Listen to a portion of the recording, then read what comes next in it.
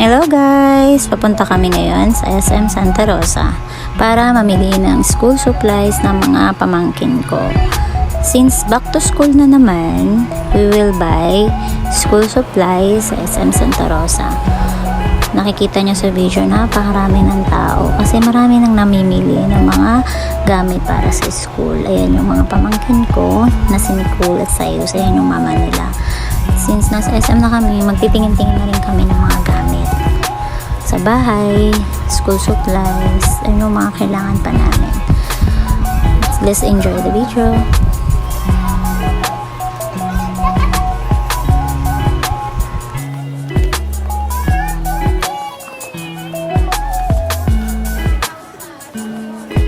Alam nyo ba guys na ibang-iba na talaga ang panahon ngayon.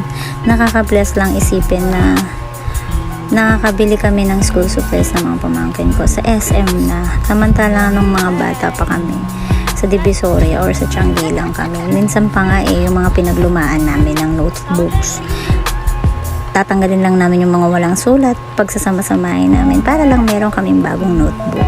Ganon yung naranasan namin ng mga kabataan pa namin. Nakaka-bless lang kasi kahit paano na nakakaangat na kami sa buhay, nabibila na namin yung mga pamangkin namin, mga pamangkin ko at yung mga anak nila na maayos na school uniform, school supplies dito pa sa SM.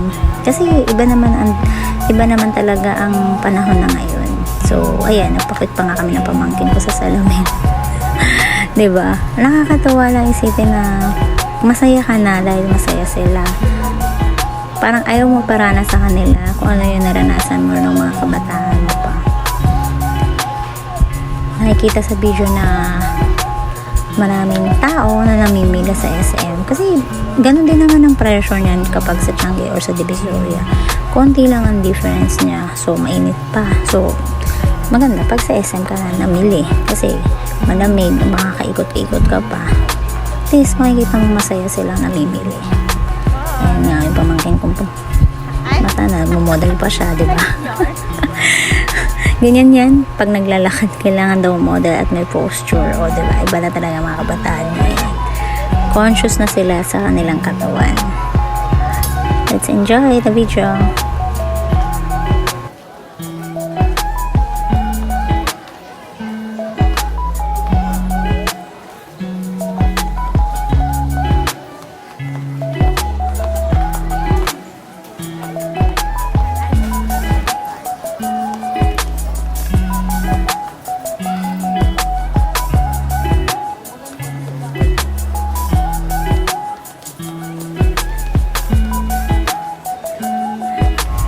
Ayan naman yung bunso kong kapatid at ang asawa niya na si Tay, siyang makulit na magkikinder na rin siya. Ka-excited siya sa first day of school. Ayan, nag-inarte pa nga siya kasi ang tagal daw namin dumating.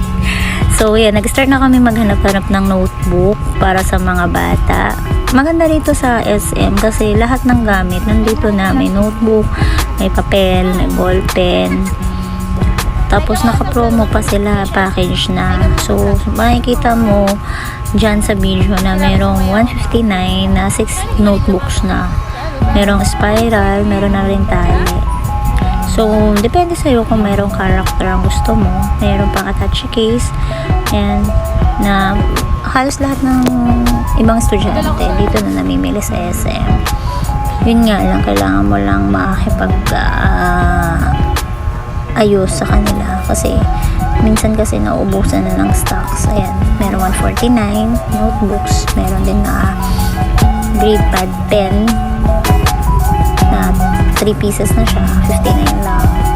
Ayan si Sai, ang pugi kong kapamangkin na naiiya pa sa video.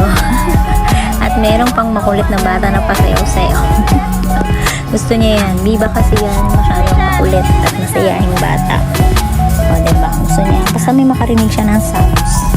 Sasayaw at sasayaw siya. At ito na nga, may nakita na naman siyang laruan. At yun, pinaglaruan niya.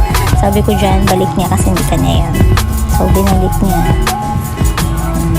Kasi nga, masayahing bata itong sayaw ng sayaw. Nakita mo naman ang pakabiba.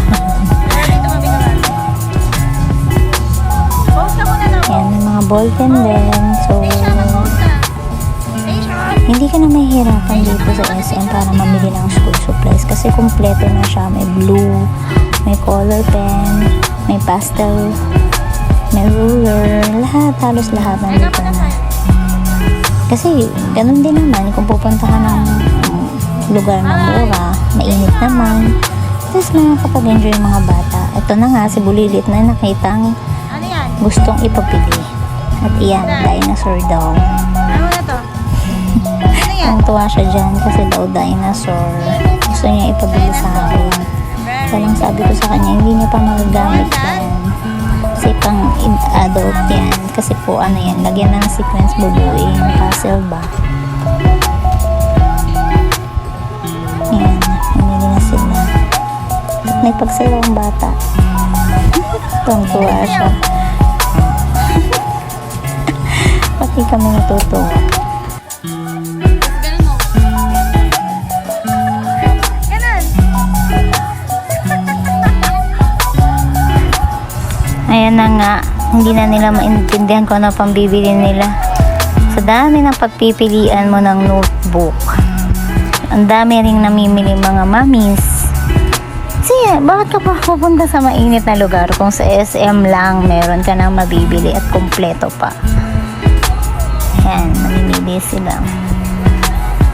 At meron mga nag-a-assist din na staff.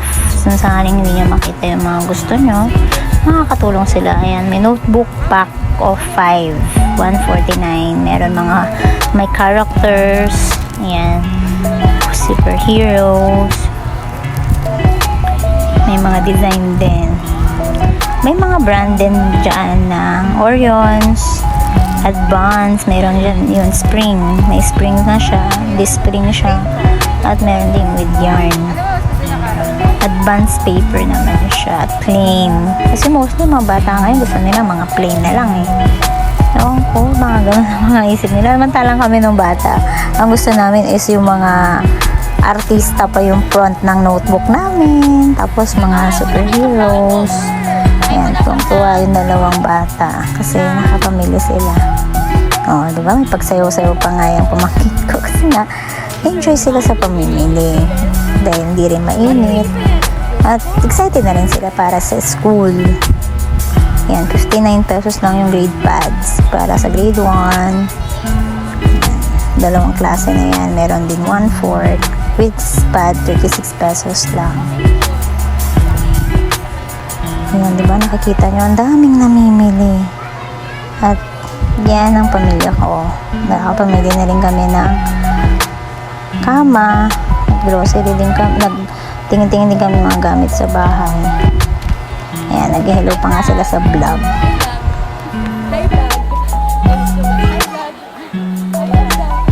Hi, fans. Ikaw kaya mauna kasi dito yung wala. Kung bata maingay yun, pwede tuwang Habang nag-aantay kami ng cashier din, papunta ka na kami niyan para magbayad.